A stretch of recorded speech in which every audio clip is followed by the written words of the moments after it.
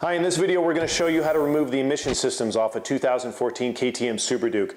What we're looking at are these two pieces right here. This is the SAS system and this is the canister system, and they have no bearing on how the engine runs whatsoever. This is just emissions equipment, and if you're racing or off-roading your vehicle, everyone gets rid of these. So at Rottweiler Performance we have all the different stage kits that you can read the descriptions in the store of what they come with, and you can basically remove all these items, and we've got block-off plates and dongles that you can plug into the electrical system so you don't get an engine light. Normally when you remove these it'll throw an engine light because the computer doesn't see these there, and we have little dongles that you can plug in that'll fool the computer into thinking they're there, but you'll still get FI lights for other legitimate reasons. So we're going to walk you through this. It only takes basic mechanical skills. It's very easy on this bike, and we're going to take you step by step through that process. Okay, first order of business, we're going to remove the seat. Pretty easy deal. Second order of business, we are going to remove the two socket caps in the back of the fuel tank, and these are 6mm drive socket caps. We're going to remove these completely.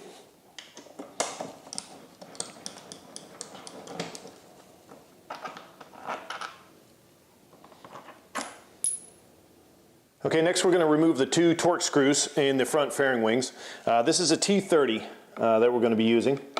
Put it in right there, and there's only two on this one, and it's pretty simple. There's one on the side and there's one in the front. We're going to show you in a minute. And they look like that. Okay, our second screw in the front fairing is located right inside here. And again, this is the same size. It's a T30. And once this one's out, the whole fairing will come out. You just pull it off just like that. Now we can put this aside, and the other side is exactly the same. So repeat the same steps, and then we're ready to remove the tank.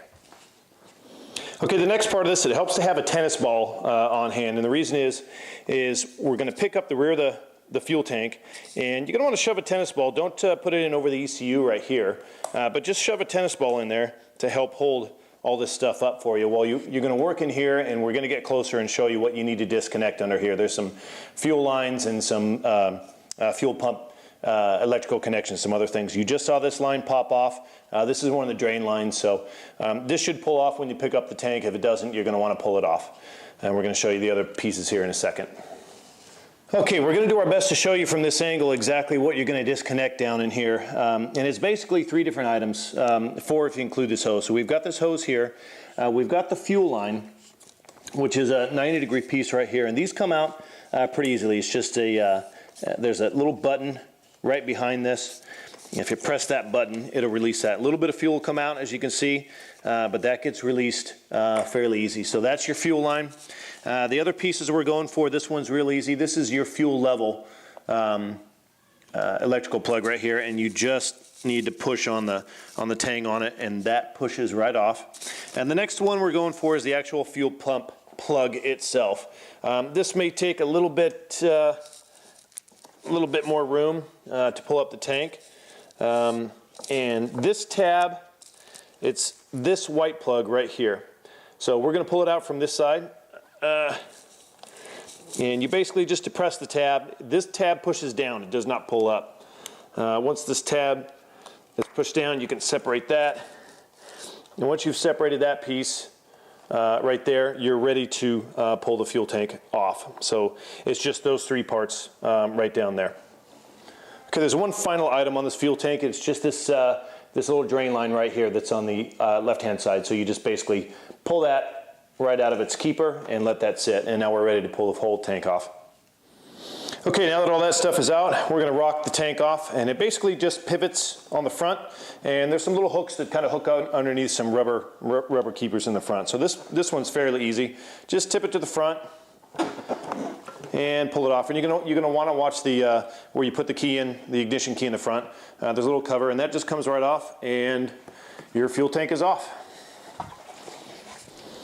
Okay, now we're going to pull the airbox off, and we're going to start with the airbox lid. Fortunately, this is a lot easier than in years past. This airbox is very simple to remove. So we're going to start with the air temperature sensor. Right here, we're going to unplug this and just lay that off to the side. And now we're going to take, there's 8 screws all the way around this thing. They're just plastic screws, and we're going to pull them out one at a time.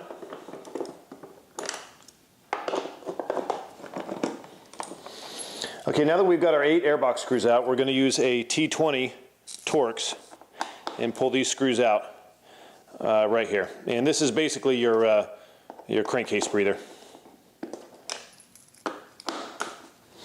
Okay, now that all the screws are out, we're going to pull this piece up and out. And if you tilt the lid back, this piece will just come back like that and the whole lid will come off. We can remove that, and you can leave this just sitting here for now. Okay, now we're going to get back to our T30 Torx, and we're going to pull the intake horns out. And these are just 4 screws. They're very easy. Okay, now we're going to remove our intake horns, and the bolts are captured. They won't fall out. So we can remove those. And now we're ready to remove the bottom of the airbox. And we've got the front ram air pieces right here. So we're just going to pop these guys out and loosen them, and you can just leave them floating in the frame. So they just pull out just like that. Now, underneath this airbox, the SAS system is staked to the airbox with a rubber kind of grommet that holds onto it. So it'll slide off real easy. We're going to show you how to do that in a minute. So when you pick up on this and there's a little bit of resistance, that's what it's pulling on. So that's what we're removing right now underneath this airbox. Okay, now we're going to come in on the right-hand side of the motor. We're going to use an 8mm socket, or you can use a T30. And we're going to remove the bolts in the right-hand side SAS plate. And then at the same time, we're going to use the same 2 bolts, and we're going to bolt on the SAS block-off plate. Now, if you look real closely here, this radius is a large radius, and this is a small radius. It's slightly smaller. So you want to make sure to get the radiuses correct. So the R should be facing this way. So we're going to put these bolts back in.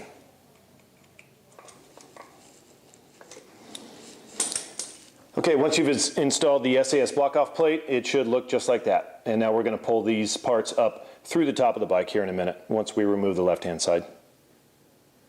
Okay, now we've moved around to the left-hand side of the bike, and we're going to work on the rear cylinder SAS plate. So we're going to do the same thing, remove these 2 bolts, and then we're going to replace it with the SAS plate with the same 2 bolts.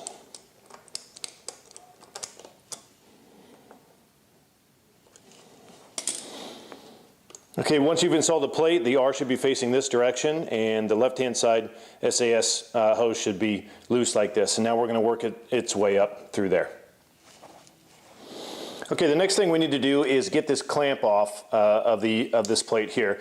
You can't quite get it up through the frame, so what we're going to do is put a screwdriver in there, and you just need to kind of work this off. And this is so if you ever want to put it back on the bike, you can. You're just going to have to use a band clamp. So once you loosen that, this should pop right out.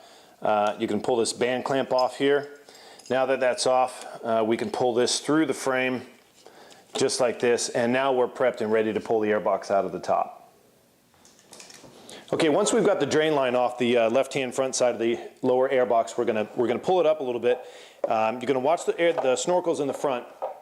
We're gonna pull the airbox far enough up to where the SAS grommet, the little rubber grommet that's holding it on, will pull off these stakes right here. And what you're looking for is where the rubber line goes into the bottom part of the airbox. And you're going to get a pair of channel locks and loosen that rubber line. Once that's off, the lower part of the airbox will remove from the bike. And right underneath it, we've also got the main plug that's attached to it. So you can slide. There's a little steel bar right here that's holding the main plug that slid into it. So that's going to give you a little bit of resistance. You just kind of slide that out of the side. Now we can remove the lower part of the airbox. Okay, now that we've got the bottom of the airbox off, we've located the SAS valve. We've taken the left-hand side plate off. We're going to locate the electrical plug, and it's a green and orange wire. And this tab on this electrical connection, you pull up. Remove the tab.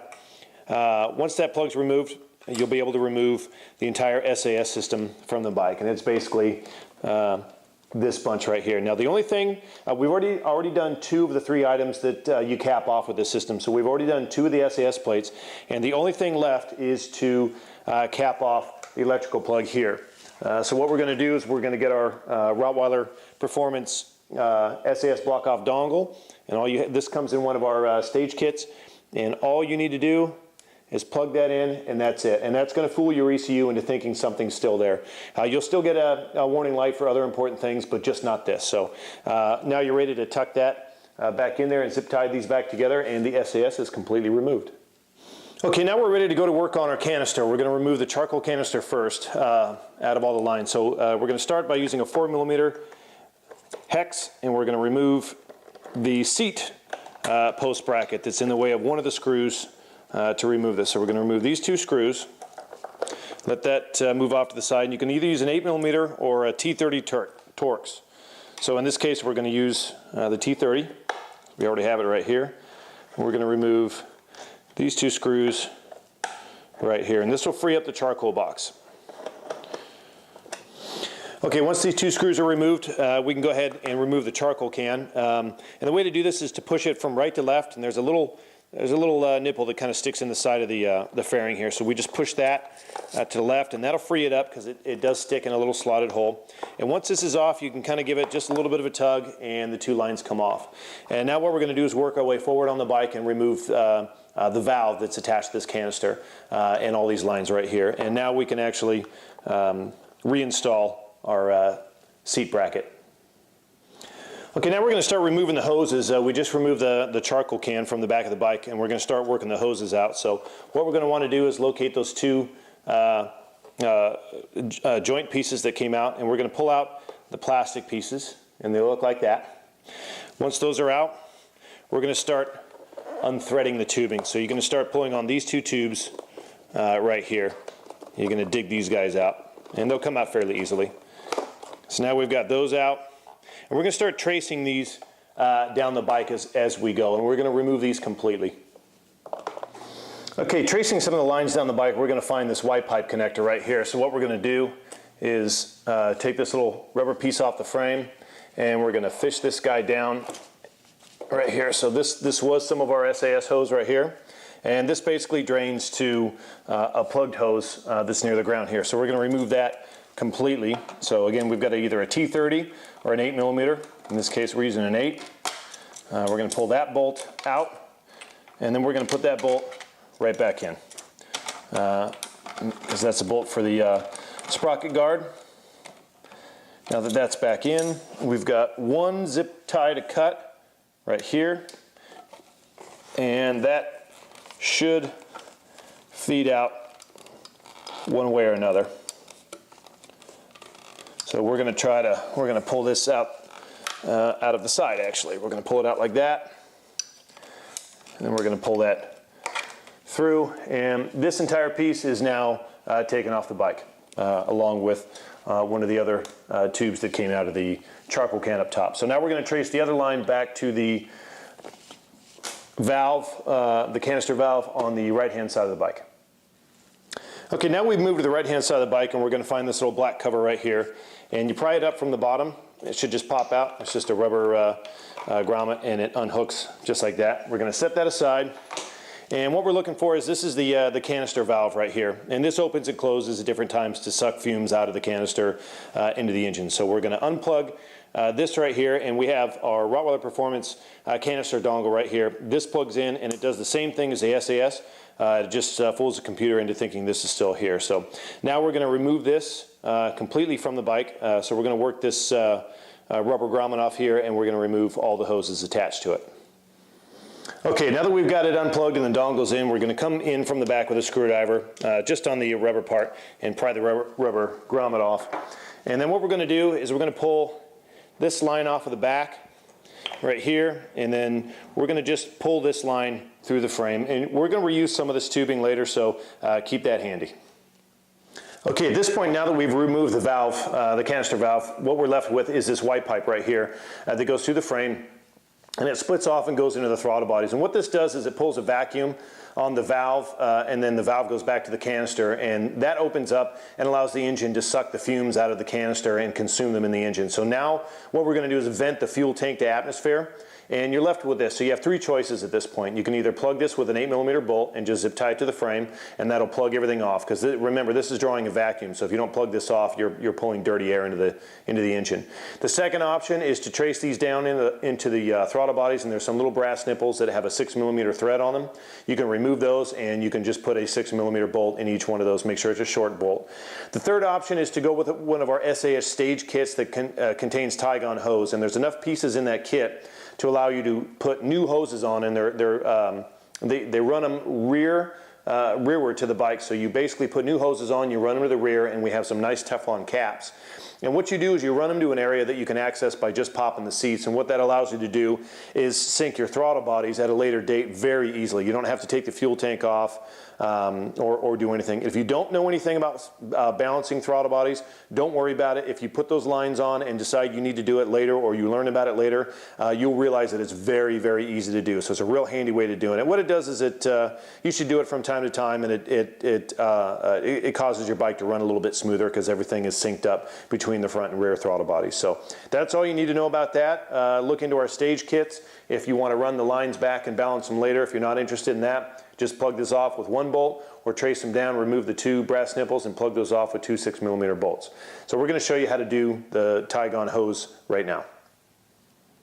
Now that we've removed the stock vacuum lines, we're going to come in with one of our SAS stage kit tie-gun hoses, which are these fluorescent yellow hoses right here. And this is very, very good hose. This will last forever. So what we're going to do is push these on to both brass nipples, front and rear throttle body, just like this. The rear is just right in here. We're not going to show you that, but once you put that one on, we're going to run the lines right down here. We're going to zip tie them to these brake lines right here, and we've got these nice Teflon caps to cap them off. And then when you're ready to balance your throttle bodies later, you can just bring them out, hook your vacuum lines in, and balance them very easily without having to take anything off the bike. Okay, now we've removed the stock vacuum lines, and we've replaced them with one of our SAS stage kit Teflon lines right here, and they'll come down from the two brass nipples from the throttle bodies, and they'll come down the frame, and we supply you with two of these nice little Teflon plugs. So you'll push these in about halfway, and then you'll thread them the rest, and these block the lines, the vacuum lines off from pulling any vacuum to atmosphere. And then what you'll do is you'll just zip tie these to the brake lines right here, the ABS brake lines, and they'll live here until you're ready to balance your throttle bodies. And when you are, you can just pull them out, pull out the two plugs, balance your throttle bodies, and then you can put the plugs back in and then put them back away. So now that we've completed that part, that completes our canister removal. We've got the dongle plugged in, the electrical dongle. We're gonna re-zip tie that to the frame right inside here. We've got our vacuum lines, Teflon vacuum lines that we put here, and that's it. There's no other missing pieces to the canister system. So all you got to know is that basically you've got these two Teflon lines here that go to the two brass nipples and the canister dongle, and that's all you have to do for the canister. Okay, the last step in the process before we start putting things back together is locating this larger hole on the bottom of the stock airbox. And if you remember, this is where the SAS drew its fresh air. So if you're running or installing a Rottweiler intake system on this Super Duke, you're not going to concern yourself with this part. But if you're putting your stock airbox back in, you need to plug that. So in one of our SAS stage kits, we've got this spring and this little aluminum plug to plug all this up. So what we've done is we've removed one of the pieces from the SAS valve, and this is the piece that used to go to the airbox just like this. And we're going to put it on the other way, and so we're going to use a pair of these channel locks. And we're gonna put that hose on just like that. And then on the other side of it, we're going to take the aluminum plug, put it in there, and then we're going to get a hold of the supplied spring clamp here. We're going to put that on, and that basically plugs the hole. Otherwise, you're going to be drawing dirty air in that hole. Once this is on, you're ready to reassemble everything on the bike, and you're finished. You've successfully completed the SAS removal, canister removal, and you've plugged off all the necessary lines, added the tie-on hose, and you're ready to rock and roll. So at this point, you just need to reverse everything we did and put it all back together, and you're ready to go.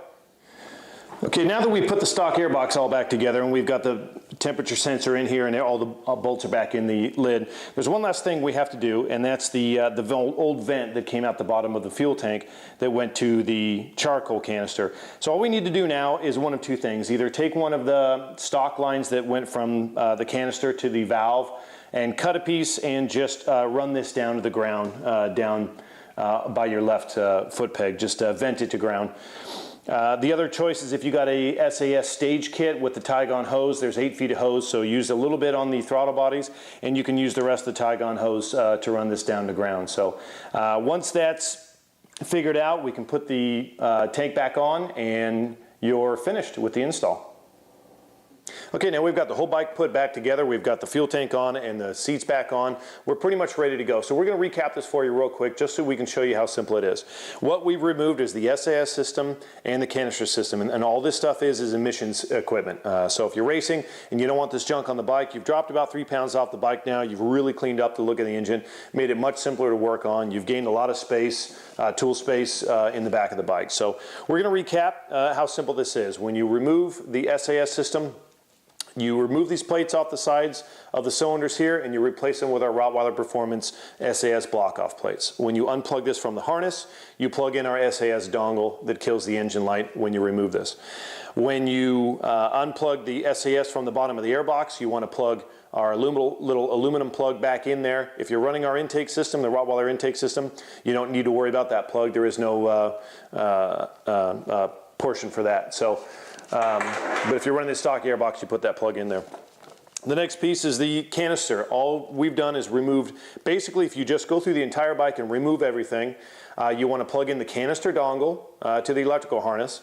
You're running a new fuel tank vent line down to atmosphere, and then on the right hand side we've run 2 new vacuum lines from the throttle bodies and then plugged them off and zip tied them to the frame, and that's it. Once that's done, you've really cleaned up the bike and you're pretty much ready to go. So we thank you for watching the video. We hope this was informative, and check out our store for the different SAS stage kits for all the bits and pieces for what we've done today.